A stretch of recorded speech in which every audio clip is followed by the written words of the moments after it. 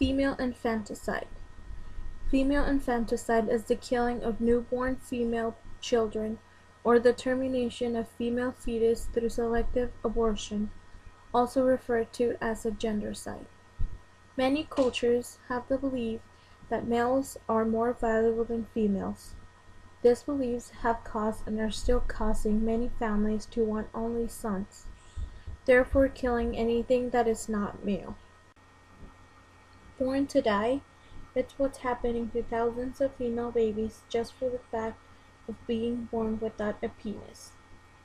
The hidden Holocaust that is very well known around the world has an estimate of 200 million females demographically missing, and yet very little is being done about it.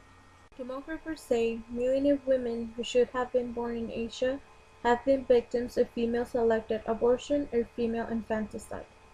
The estimated total is 90,292,573 victims, and this is back in the year 2002.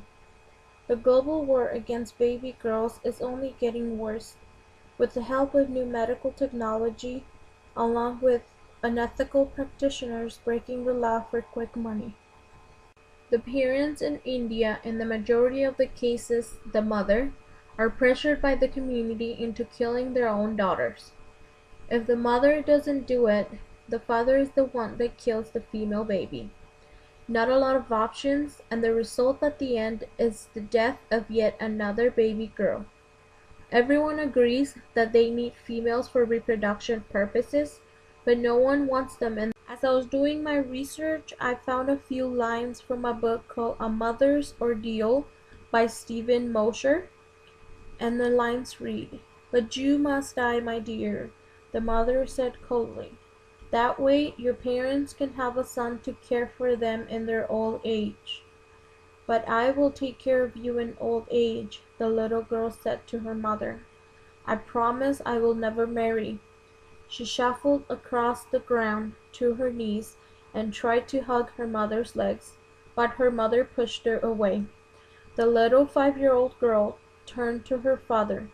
"I will help to take care of my little brother," she pleaded, lifting up her arms to embrace him. "Please let me live, father." Stephen Mosher is an American social scientist, president of the Population Research Institute, and the advocate for human rights in China. He has been instrumental in exposing abuses in population control programs around the world. I also found a documentary called It's a Girl, and it covers a lot of the information on female gendercide going on in Asia.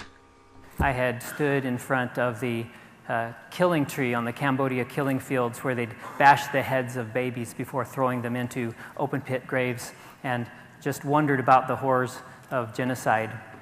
My heart over the years has been broken over and over again by the scale of injustice and suffering in the world today.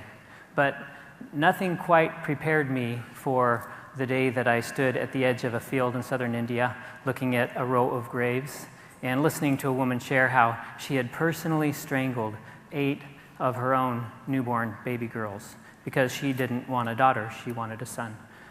She seemed like a kind woman. She didn't seem to feel any sense of remorse as she shared how her daughters were better off dead than living in poverty their whole lives. This was when the word gendercide had a whole new meaning for me, because I realized that she's simply a product of the environment in which she's lived. You see, gendercide is a result of a strong cultural preference for sons, and is driven by centuries-old traditions that say boys are more valuable than girls. In India here, this strong son preference culture, as many of you may know, has resulted in 5 million girls being selectively aborted every year.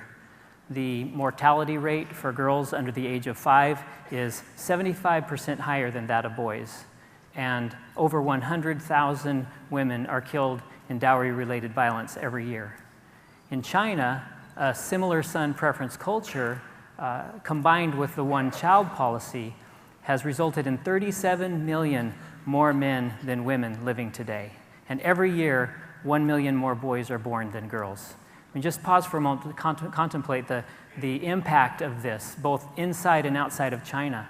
The severe gender imbalance has created an epidemic of sex trafficking, and over 70,000 girls are kidnapped from their homes every year to be sold to families as child brides, families who would otherwise have no hope of finding wives for their sons.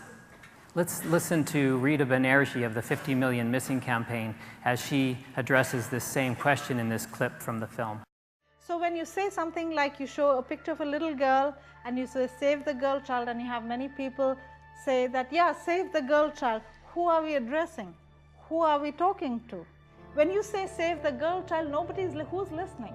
When you turn the mirror around, and unless we take a good hard look into our psyche, into our moral conscience, and you realize that as a nation we have need for examination, for shame, and for change, for actually confronting it within ourselves, nothing is going to change.